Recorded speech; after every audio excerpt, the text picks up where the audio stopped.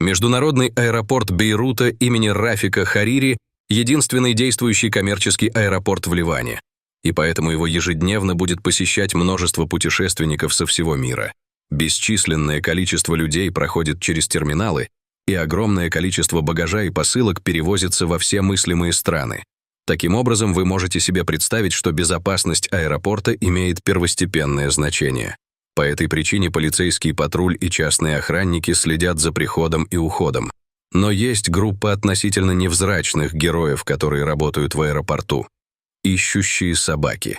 Эти животные обучены обнаруживать подозрительные пакеты или багаж с запрещенными предметами. Это могут быть наркотики или даже деньги.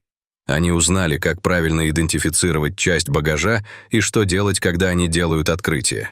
Лидеры вашей полиции хорошо знают знаки. Например, если собака-ищейка указывает носом прямо на предмет багажа или человека, сидящего совершенно неподвижно, вы знаете, что ее нужно проверить. Это простая, но эффективная система. Во время обхода аэропорта эта собака обнюхала различные предметы багажа. Никто не обращал на него особого внимания.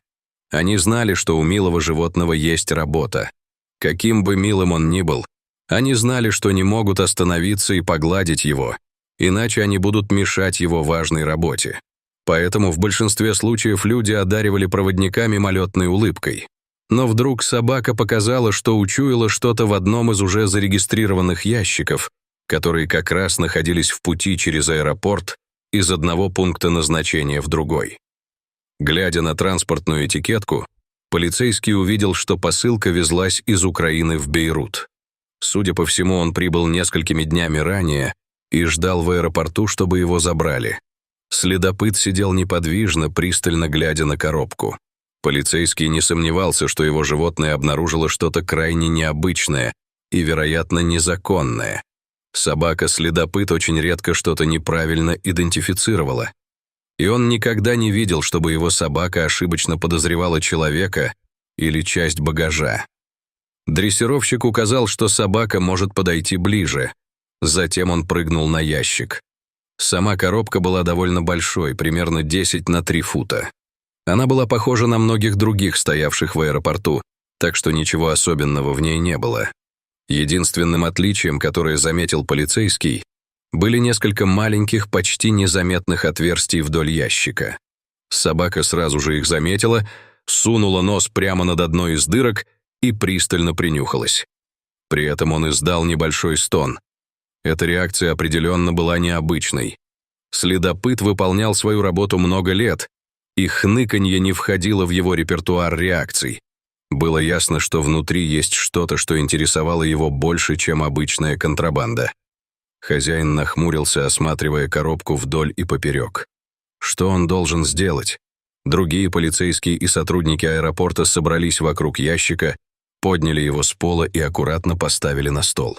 Офицеры знали, что в нем также может быть взрывчатка, которая может взорваться при попадании. Команда двигалась очень медленно и осторожно. И как только поставили коробку, вызвали саперов. Хотя вероятность того, что в коробке была взрывчатка, была маловероятной, так как она, несомненно, была бы обнаружена во время регистрации и сканирования в украинском аэропорту, они все же не рисковали. Все вышли из комнаты, но следопыт, казалось, торопился вернуться. Казалось странным, что собака так зациклилась на этой коробке. Но по-прежнему никому не разрешалось входить в комнату, пока команда обезвреживания бомб выполняла свою работу. Пока они ждали перед зданием, собака скулила и бегала вокруг, пытаясь попасть внутрь. Хозяину это показалось странным, так как такое поведение для него было нетипичным. Они работали вместе много лет, но он никогда не видел своего животного таким взволнованным. Это вызвало у офицера всевозможные тревожные звоночки. Что было такого особенного или странного в этой коробке? Что было в нем? А пока им пришлось ждать. К счастью, саперы спокойно вышли из комнаты и сообщили другим офицерам, что ящик еще не вскрыт, но они уверены, что внутри нет ничего опасного, по крайней мере, без взрывчатки. Они осмотрели коробку с помощью металлоискателя и обнаружили, что внутри не было никаких электрических компонентов. Это было большим облегчением. Но оставался еще вопрос. Что же было в коробке? Им предстояло решить, что делать дальше. После некоторого обсуждения было решено открывать коробку медленно и осторожно. Но когда они, наконец, открыли коробку и заглянули внутрь, то были ошеломлены увиденным. За все годы, что офицер проработал на этой работе, он многое повидал. Наркотики, деньги, взрывчатка, контрабанда всех видов. Но он никогда раньше не видел этого. Внутри ящика сидели 3 тигренка, притаившиеся в опилках. Они были невероятно маленькими и выглядели очень худыми и слабыми. Было ясно, что они страдали и были заперты в этой коробке в течение очень долгого времени. Неудивительно, что собака так старалась достучаться до них. Испугавшись, они замолчали. Они были явно удивлены всем этим светом и новыми людьми. Никто не знал, как долго они находились в коробке, но было ясно, что это должно было быть довольно давно. Повсюду были фекалии, а опилки были пропитаны мочой. В коробке тоже ползали паразиты и черви. Удивительно, что никто раньше не заметил эту вонючую коробку, потому что вонь стояла невыносимая, как только открывал их. Была вызвана защита животных, и 3 бедных тигрец собрали и доставили в приют, где им была оказана необходимая медицинская помощь. Хотя сначала казалось, что бедные животные не переживут своих травмирующих испытаний, то, что все они выжили, было маленьким чудом. Тигров, 2 девочек и мальчика назвали Майя, Таня и Антон. К счастью, они остались вместе и не разлучены.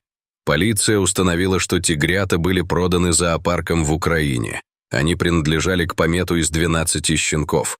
И хотя хорошо, что эти 3 выжили, никто не узнал, что случилось с их братьями и сестрами, отправленными в другие места. Директор зоопарка был арестован, обвинен и приговорен к длительному тюремному заключению. И все из-за полицейской собаки-ищейки, которая просто выполняла свою работу и в итоге была вознаграждена множеством похлопываний.